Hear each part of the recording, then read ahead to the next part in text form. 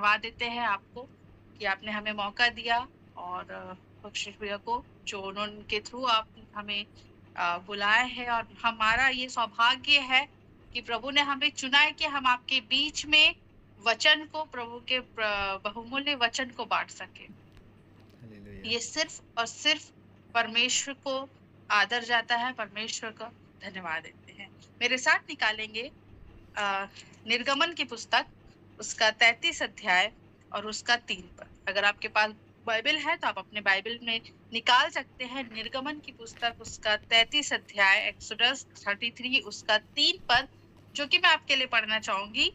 लिखा है, तुम लोग उस देश को जाओ जिसमें दूध और मधु की धारा बहती है, परंतु तुम हठीले हो, इस कारण मैं तुम्हारे बीच में हो के न चलूंगा। ऐसा ना हो कि मैं मार्ग में तुम्हारा अंत कर डालूं। मैं बहुत देर से सोच रही थी, प्रभु मैं कौन सा वचन दूं, मैं क्या बांटूं है आपके लोगों को, ऐसा कौन सा वचन हो जिससे आप बातचीत करना चाहते हो। और परमेश्वर ने मुझे ये वचन दिया। मैं 2 मिनट पूछी कि प्रभु ऐसा क्यों। फिर प्रभु ने मुझे बताया कि ये बहुत जरूरी है जानना कि परमेश्वर हमारे साथ है कि नहीं। हम परमेश्वर में सालों साल से चलते आ रहे हैं, हर काम हमारा सफल होता है। हम प्रार्थना के 7 कार्यों को करते हैं। हमारा सुबह प्रार्थना होता है, हमारी शाम प्रार्थना से निकलती है। हम हर कार्यों में परमेश्वर को याद करते हैं। उसके बावजूद हमें जानना जरूरी है कि परमेश्वर हमारे साथ है कि नहीं। इजरायली के बारे में अगर हम जानते हैं तो इजरायली जो जाति थी, जब वो मिस्र देश से निकाली गई, तो परमेश्वर ने उनके जीवन में बहुत बड़े बड़े कार्य किए। परमेश्वर ने उनको लाल समुद्र से लेके, मिस्र से निकालने से लेकर कनान देश में पहुंचाने तक में परमेश्वर उनके साथ रहा। अपने दास को भेजा, 10 आश्चर्य कर्म करे, कड़वा पानी दी, कड़वे पानी को मीठा पानी किया, मन्ना बटेर दिया, बहुत अद्भुत काम करे। और अगर हम अभी सोचे कि अगर वो काम हमारे जीवन में होते तो हमारा जीवन बहुत ही अलग तरीके से बदलता, हम चलते उस तरीके से। लेकिन उसके बावजूद इजरायली जो थे वो हटीले कहलाए। उसके बावजूद इतने आश्चर्य कर्म होने के बाद, इतने अद्भुत कार्य उनके जीवन में होने के बाद भी इजरायली जो थे वो हटीले कहलाए। क्यों हटीले कहलाए? इसका सबसे बड़ा कारण क्या था? इसका सबसे बड़ा कारण ये था कि वो परमेश्वर को और मूसा को एडवांटेज उठा रहे थे। कई बार हम परमेश्वर का एडवांटेज उठाते हैं। कई बार हम परमेश्वर के दास का या उनका, जिसको परमेश्वर ने हमारे जीवन में नियुक्त किया है, एडवांटेज उठाते हैं। ये घटना है जब मूसा 40 दिन 40 रात के लिए सीनै पर्वत पे गए। वो परमेश्वर से बात कर रहे हैं, वो परमेश्वर का के सामने बैठे हैं, उनको तख्तियां मिल रही है, परमेश्वर उनको नियम बता रहे हैं। और यहाँ इजरायली क्या हो गए? बहक गए। यहाँ इजरायली बहक गए, यहाँ इजरायली भटक गए। और इजरायलियों ने बोला कि हमें अपना देवता चाहिए, हमें नहीं मालूम मूसा कहाँ है। इतने आश्चर्य कर्म होने के बाद, 10 आश्चर्य कर्म वो मिस्र में देखे हैं। स्वयं उन्होंने लाल समुद्र को 2 भाग होते देखा। उन्होंने स्वयं मन्ना बटेर खाए। उनके कपड़े कभी फटे नहीं, उनके चप्पल कभी घिसे नहीं। उसके बावजूद वो क्या हो गए? भटक गए।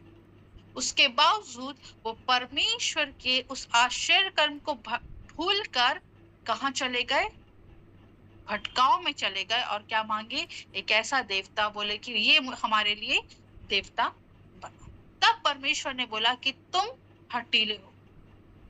तब परमेश्वर ने जब देखा कि इजरायली जो है वो भटक गए, तब उसका क्रोध भड़का, तब वो नाराज हुआ और उन्होंने बोला कि तुम लोग उस देश को जाओ जिसमें दूध और मधु की धारा बहती, परंतु तुम हठीले हो, इस कारण मैं तुम्हारे बीच होके ना चलूंगा।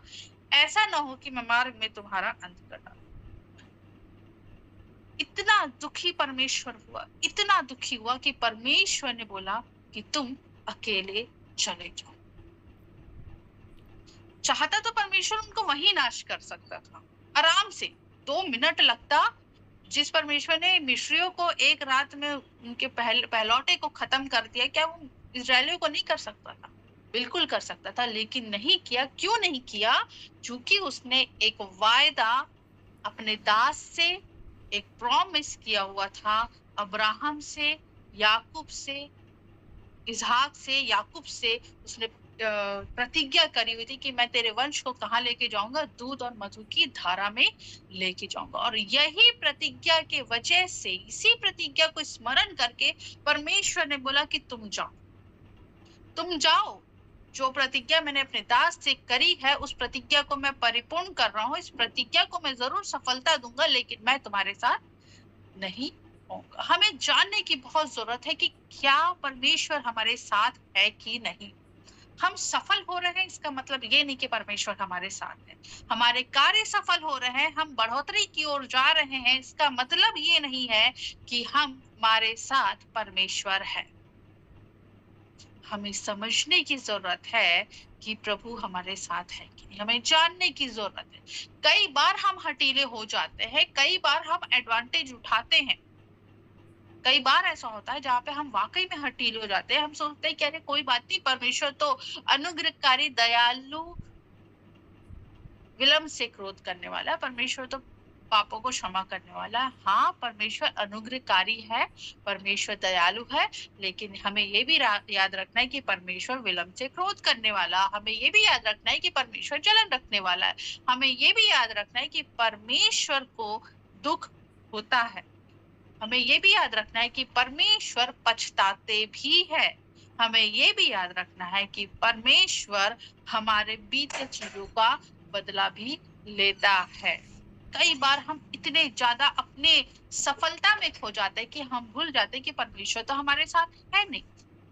इजरायली को परमेश्वर बोल रहा है कि जाओ, तुम बिल्कुल चले जाओ, वहां दूध मधु की धारा में चले जाओ, मेरे को कोई समस्या नहीं है, लेकिन मैं तुम्हारे साथ नहीं चलूंगा। मैं बिल्कुल हट जाऊंगा तुम्हारे पास से।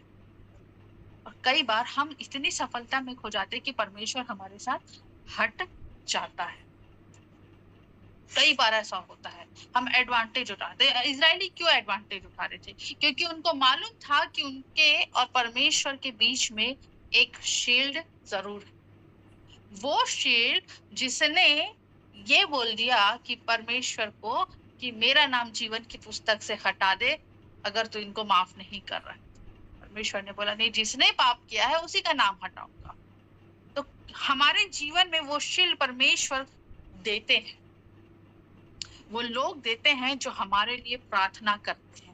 हमारे लिए पता नहीं कितने लोगों ने प्रार्थना करी होगी, ऐसे दासों ने प्रार्थना करी होगी, ऐसे लोगों ने प्रार्थना करी होगी, या अभी आपके जीवन में प्रभु ने दास ठहराए होंगे, लोग ठहराए होंगे, भविष्यवक्ता ठहराए होंगे, प्रभु के दास ठहराए होंगे, जो आपके लिए प्रार्थना करते होंगे, जो आपको गाइड करते होंगे, जो आपको सिखाते होंगे, जो आपको बताते होंगे कि ये गलत है, ये सही है, परमेश्वर की ये योजना है, ऐसे करो और ऐसे करो। और हम उसका क्या करते हैं? फायदा उठाते हैं।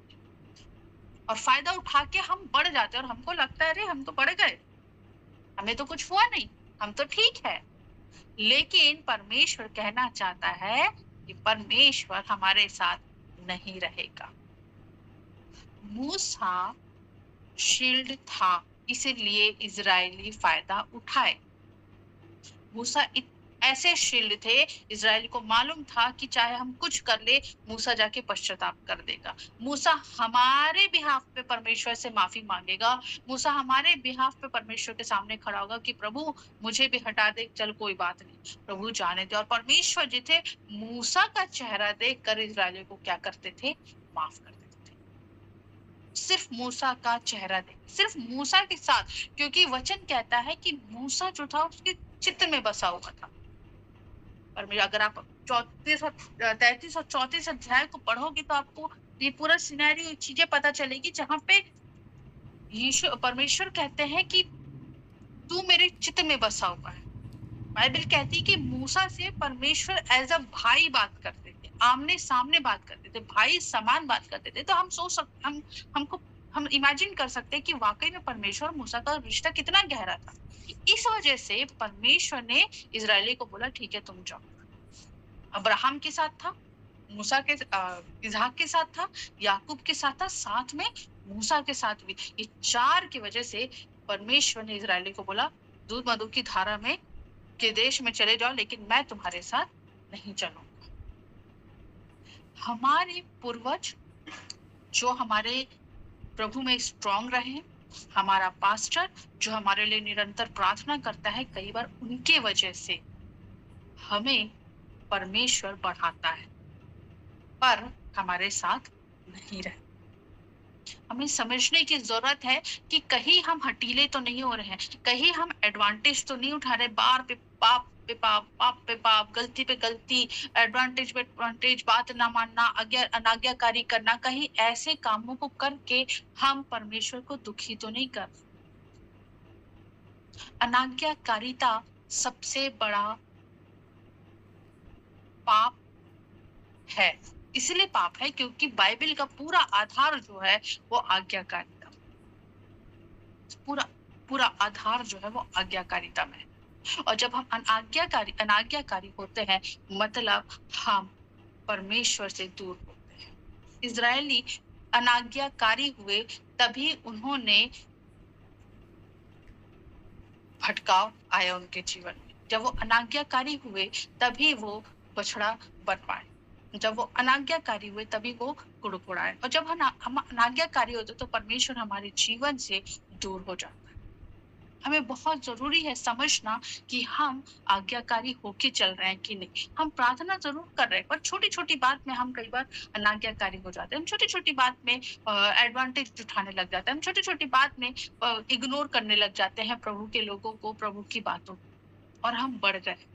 हम इसलिए बढ़ रहे क्योंकि हमारे ऊपर परमेश्वर ने लोगों को ठहराए जो हमारे लिए प्रार्थना कर सके।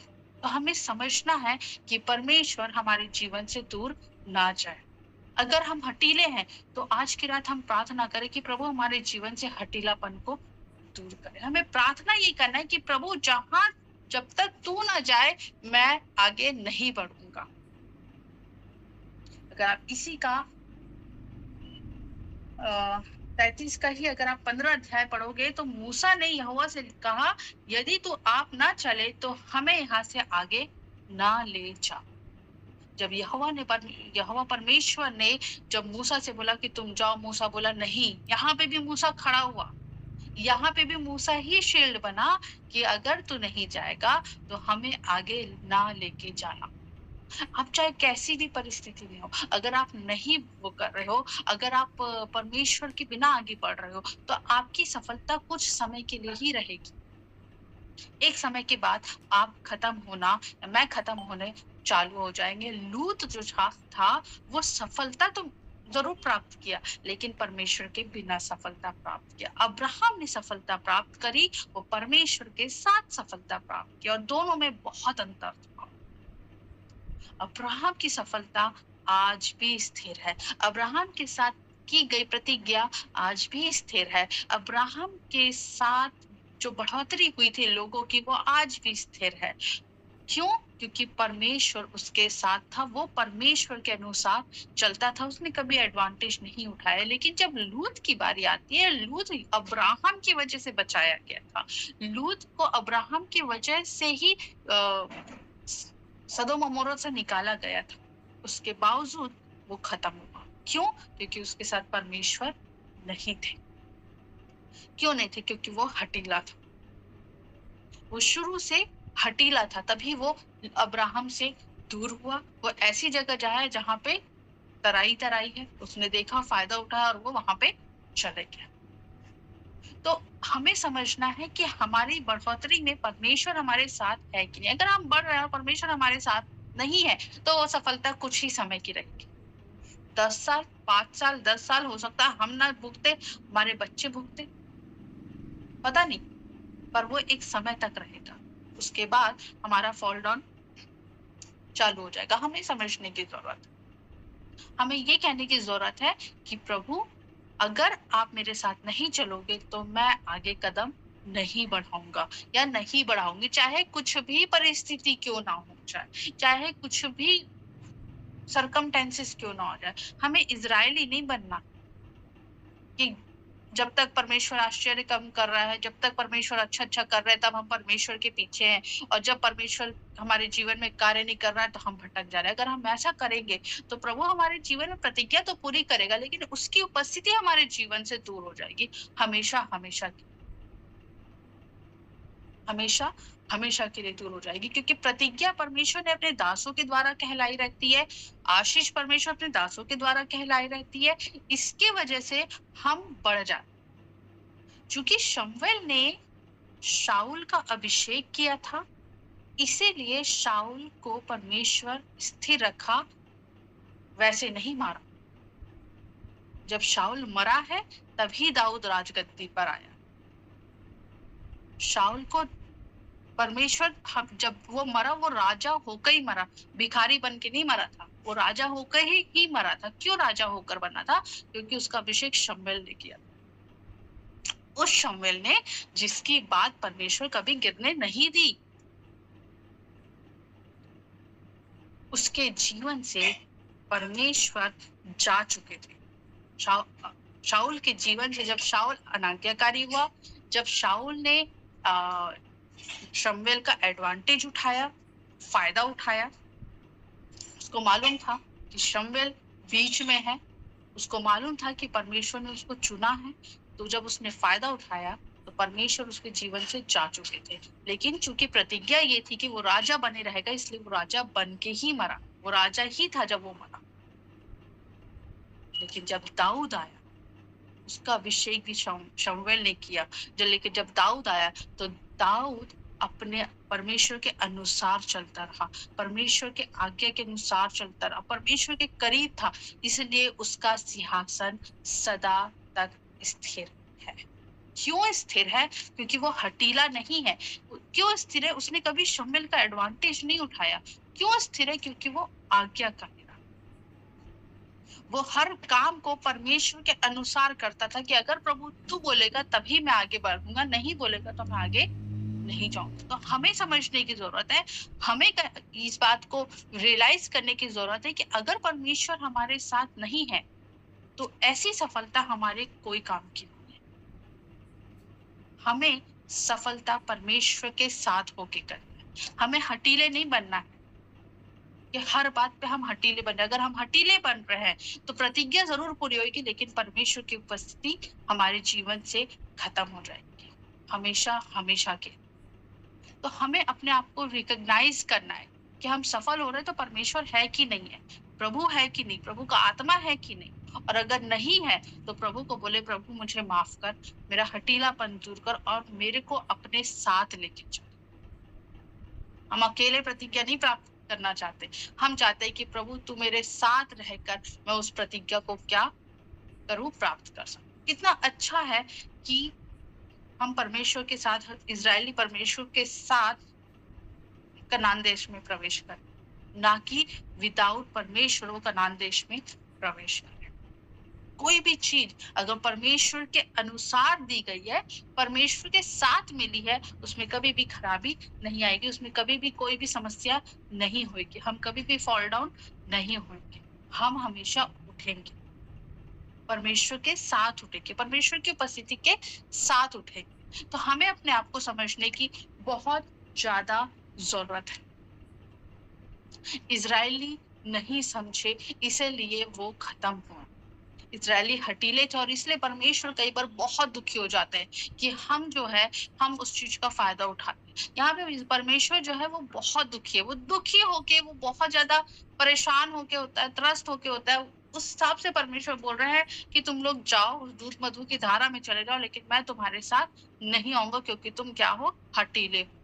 ये कंडीशन हमारे साथ ना होने पाए कि परमेश्वर बोले ठीक है, प्रतिज्ञा तो पूरी कर रहा हूँ, ठीक है, भविष्यवाणी तो पूरी कर रहा हूँ, ठीक है, मैं तुमने जो बोला है मैं वो प्रोमिसेस पूरी कर रहा हूँ, लेकिन मैं तुम्हारे साथ नहीं रहूंगा। अगर वो चीज रहेगी, तो हमारा वो सफलता, हमारी वो प्रतिज्ञा मिलना कोई फायदा नहीं, व्यर्थ है उस चीज का।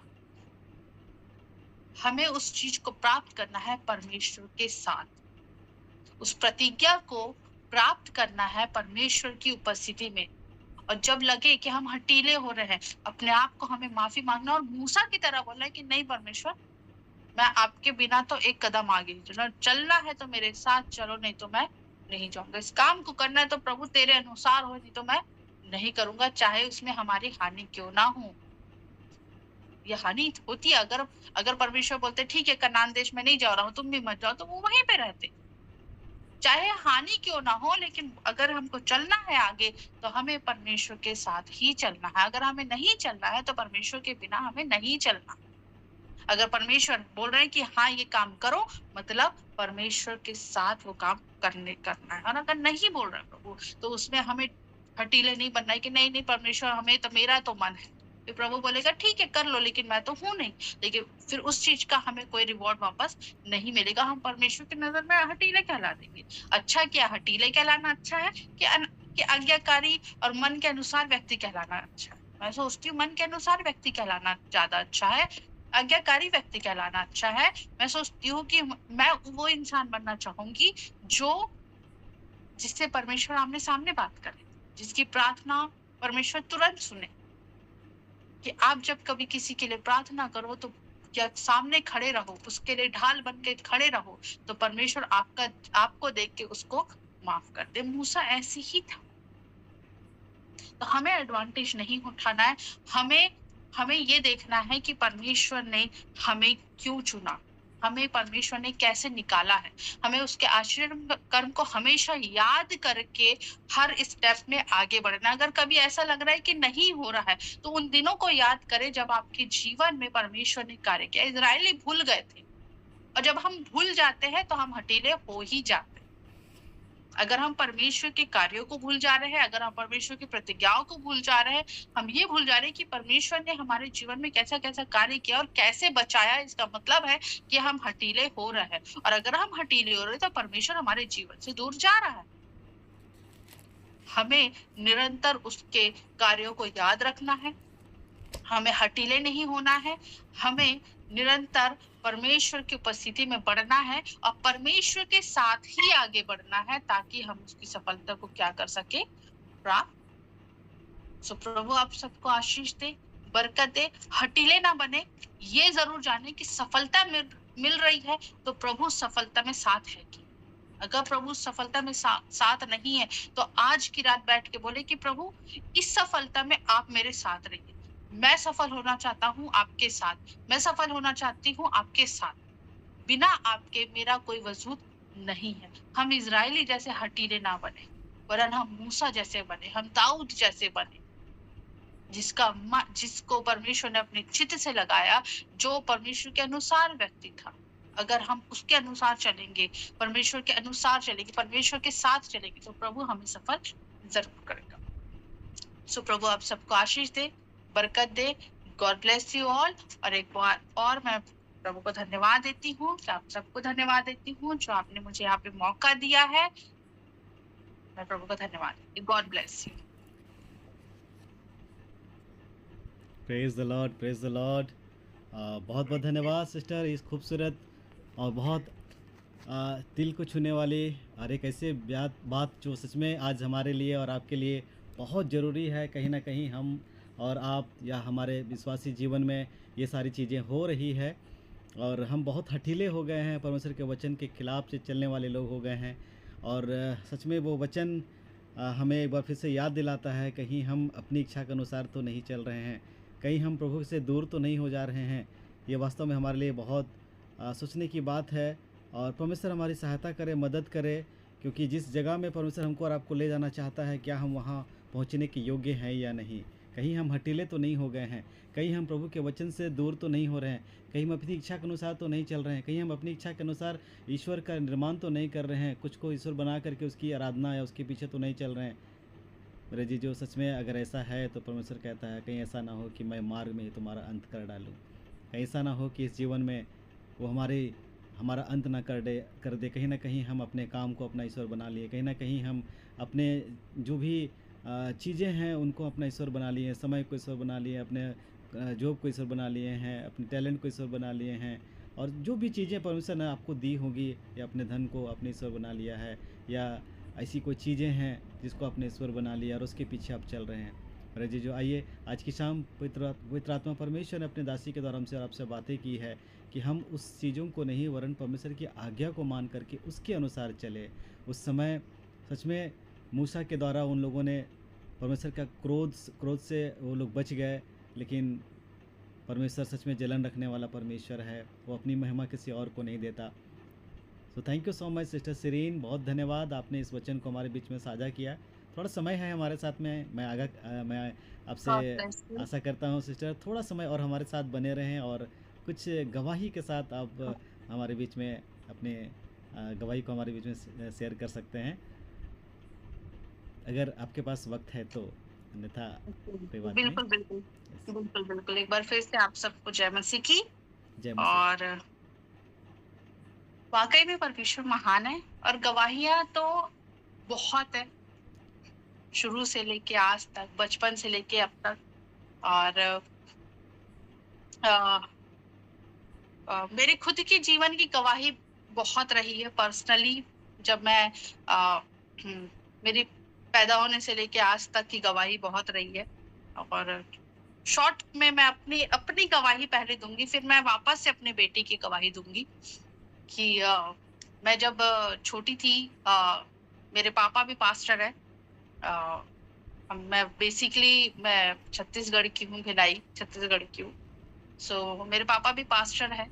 और जब मेरा एक बड़ा भाई है, मम्मी थी, तो जब मैं 3 साल की थी तो मेरी मदर एक्सपायर हो गई थी। सडन एक्सपायरिंग था, कुछ तबीयत नहीं खराब थी, मतलब सडन ही था वो। एंड 3 साल की बच्ची बहुत छोटी होती है। एंड उस दिन के बाद से मैंने देखा कि परमेश्वर कैसे संभालते हैं, कैसे परिस्थिति में उठाते हैं। बहुत अप्स एंड डाउन देखे। और एक टाइम ऐसा भी आया कि जब मैं परमेश्वर यीशु मसीह, मैं प्रभु में नहीं थी। वैसे तो मैं पास्टर की बेटी थी, वैसे तो मैं बॉर्न क्रिश्चियन थी, वैसे तो मैं जानती थी चर्च होता है, वैसे तो मैं जानती थी कि बाइबल होती है, प्रेयर होना चाहिए। लेकिन चूंकि मेरी परिस्थिति कई बहुत अप्स एंड डाउन्स था, इसकी वजह से मैं कभी चर्च नहीं जाती थी, मैं कभी दुआ प्रार्थना नहीं करती थी। मैं मानती ही नहीं थी। मैं सीधा अपने पापा को बोलती थी कि ये सब मुझे नहीं पसंद है, ना मुझे करना है। और बहुत जीवन ऐसी था। उस बीच में मैंने देखा कि लोग भी कैसे बदलते हैं, कैसे होता है। और मैं अब रियलाइज करती हूँ कि परमेश्वर ने एक्चुअल में मेरे को संभाला, अपने हाथों से प्रभु ने संभाला। जब मैं अकेले आना जाना करती थी तो अकेले में परमेश्वर मुझे ट्रैवल करने में मदद करते थे। कभी कभी कुछ परमेश्वर ने, कभी ऐसा हुआ ही नहीं कि मैं कुछ कोई भी गलत उसमें रह सकूं। मैं प्रभु को धन्यवाद देती हूँ कि बिना गाइडेंस के भी परमेश्वर कभी मुझे भटकने नहीं दिया। और एक समय आया जब मैं प्रभु को एक्चुअल में जानी। एक प्रभु की दासी के साथ मेरे को केरला जाने का मौका मिला था। और मैं बिल्कुल जाना नहीं चाहती थी, जहां मैं पढ़ती थी हॉस्टल में वो अंकल ने मुझे भेजा। और वहां जाने के बाद मुझे पहला ऐसा इंटरेक्शन हुआ कि प्रभु होते हैं जो मेरे बारे में सब जानते हैं।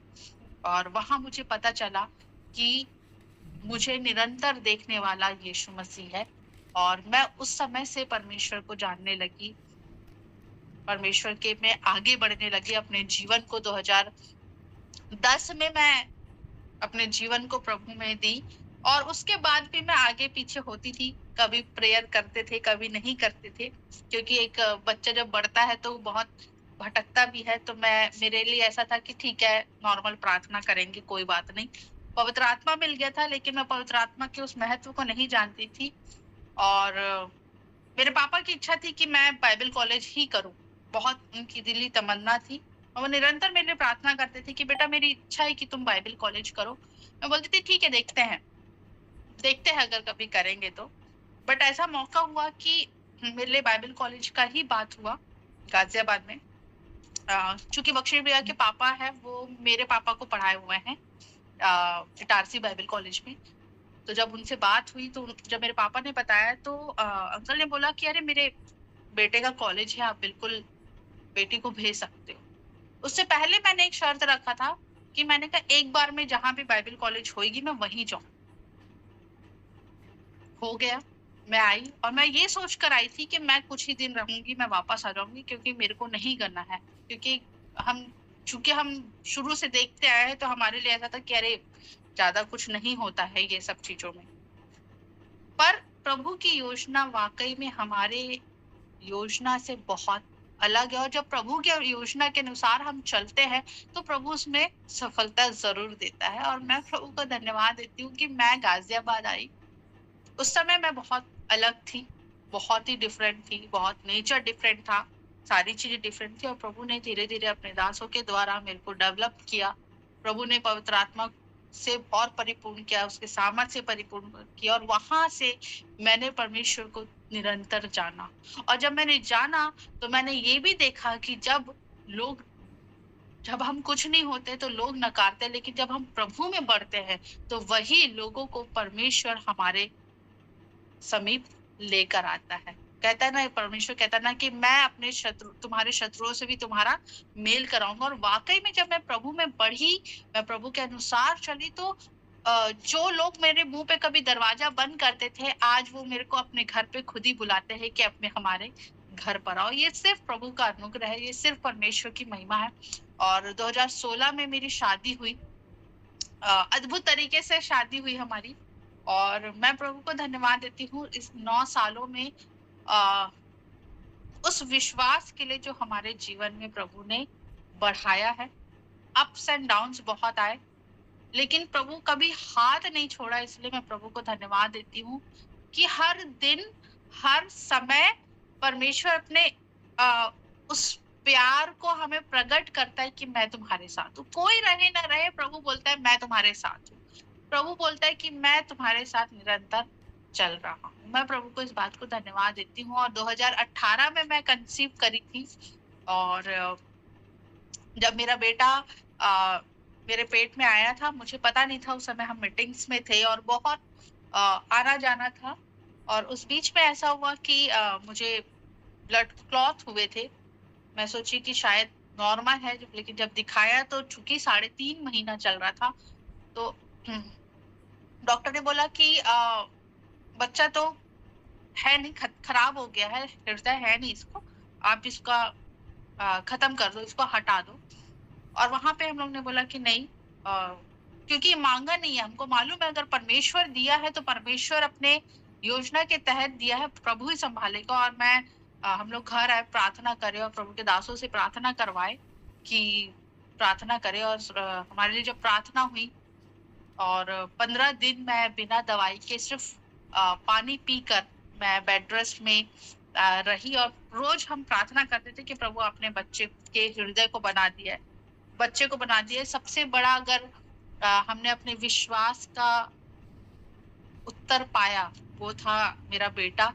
जब 4 साढ़े 4 महीने के बाद जब मैं वहाँ गई, अल्ट्रासाउंड हुआ और 15 डेज़ के बाद तो डॉक्टर बोली कि बच्चा एकदम सही है, हृदय आ गया है, लेकिन हो सकता है बच्चा अपाहिज पैदा हो।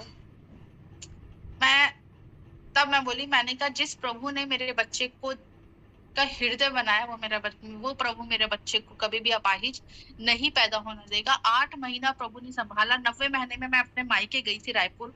जब वहाँ पे अल्ट्रासाउंड कराया तो डॉक्टर्स ने बोला कि बच्चा थोड़ा-सा कम है, नॉट है उसका, देखना पड़ेगा। लेकिन मैं प्रभु को धन्यवाद देती हूँ, थ्रू प्रेयर सिर्फ़ परमेश्वर के अनुग्रह से नॉर्मल डिलीवरी हुई। पौने 4 किलो का स्वस्थ बच्चा पैदा हुआ। उसके बावजूद उसके जीवन में गवाहियाँ बहुत हैं, चूँकि अयांश नाम है मेरे बेटे का और अभी 6 साल का है और उसके हर परिस्थिति में, हर साल में एक गवाही है।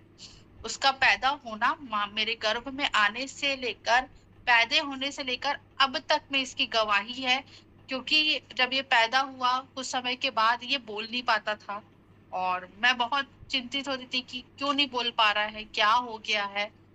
फिर हम लोग प्रार्थना करते थे कि नहीं कोई बात नहीं, प्रभु बोलेगा। थेरेपी कई बोले कि हम लोग ने मना कर दिया, नहीं थेरेपी नहीं देंगे, परमेश्वर करेगा।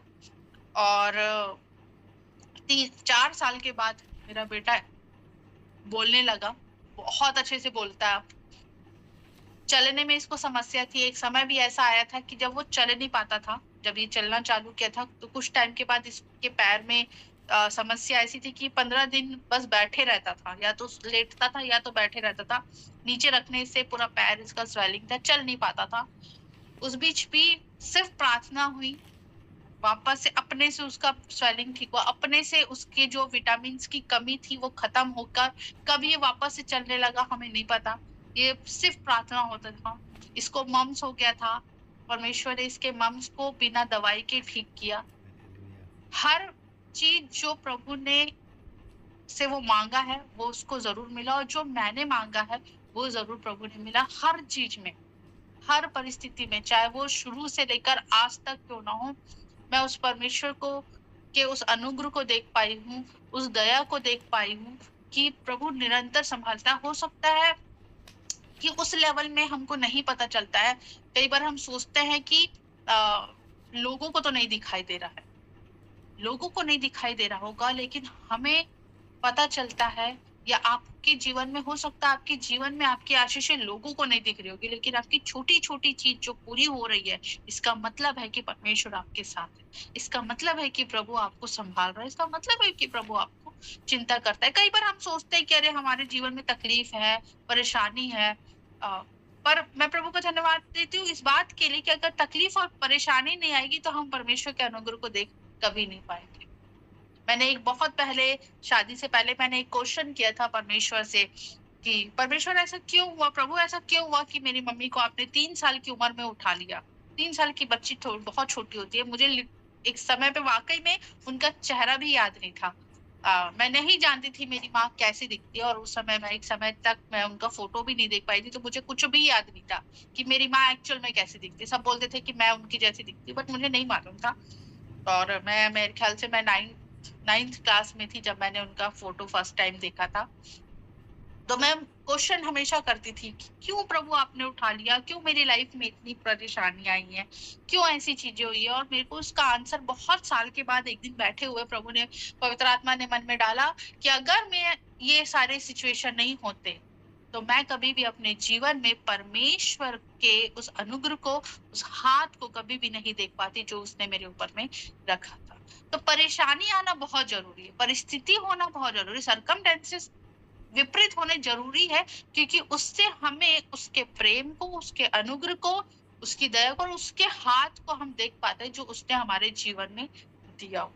तो अगर आपके जीवन में परिस्थिति विपरीत चल रही है, अगर आपको ऐसा लग रहा है कि क्यों मैं ही क्यों परेशान हूँ, मेरे साथ ही लोग इतना बुरा क्यों कर रहे हैं, मैं ही बार बार क्यों गिर रहा हूँ, या मैं ही सारी चीजें क्यों चल, मेरे साथ ही क्यों हो रहा है, क्यों मैं बढ़ नहीं पा रहा हूँ, या मेरे पास जो आशीष है मैं उस लेवल पे क्यों नहीं पहुंच पा रहा हूँ, तो आप समझिए कि परमेश्वर आपको स्टेप बाय स्टेप उठा रहा है ताकि वो हर कदम में आपको क्या कर सके, एक गवाही देने का मौका बना सके। हर कदम में जब आप कभी बैठो तो हर दिन का अगर आप सोचोगे तो आपको पता चलेगा कि हाँ, आज तो परमेश्वर ने मेरे जीवन में ये कार्य किया, वाकई में कल तो प्रभु ने मेरे जीवन में ये कार्य किया। और आप धन्यवाद देने के अलावा आपके मुख से कुछ बात नहीं निकलेगी। इसलिए नहीं निकलेगी क्योंकि आपने उस हर परिस्थिति में प्रभु को देखा कि उसने आपको कैसे संभाला है। तो प्रभु ने मुझे, मेरे परिवार को इस तरीके से संभाला है और आज भी संभाल रहा है। हम ऑर्गेनाइजेशन से निकले हमें 6 साल हो गया है। परमेश्वर ने कभी किसी चीज की कमी नहीं होने दी, और अपनों से ज्यादा मसीह में इतने भाई बहन प्रभु ने मुझे दे दिए कि लगता ही नहीं है कि मेरे पास परिवार की कोई कमी है। मैं प्रभु को धन्यवाद देती हूँ। अपने तो है, पर सब चीजें इस मसीह परिवार से बढ़कर वो अपने नहीं है जो ये मसीह परिवार प्रभु ने हमें दिया है। हम सब अभी मसीह में भाई बहन है, और परमेश्वर हर जगह से हमारे लिए प्रबंध करता है। इसलिए भी मैं प्रभु को धन्यवाद देती हूँ कि कभी भी प्रभु ने डिप्रेशन नहीं आने दिया, कभी भी परमेश्वर ने एंजाइटी नहीं होने दी, कभी भी परमेश्वर ने ये नहीं सोचने का ये कभी मौका नहीं आया। प्रभु को धन्यवाद देती हूँ कि हमें कभी रिग्रेट हो कि हम सेवा में क्यों। हम हर दिन एंजॉय करते हैं, हम हर दिन बोलते हैं कि प्रभु तेरा धन्यवाद कि तूने हमें चुना है सेवा करने के लिए।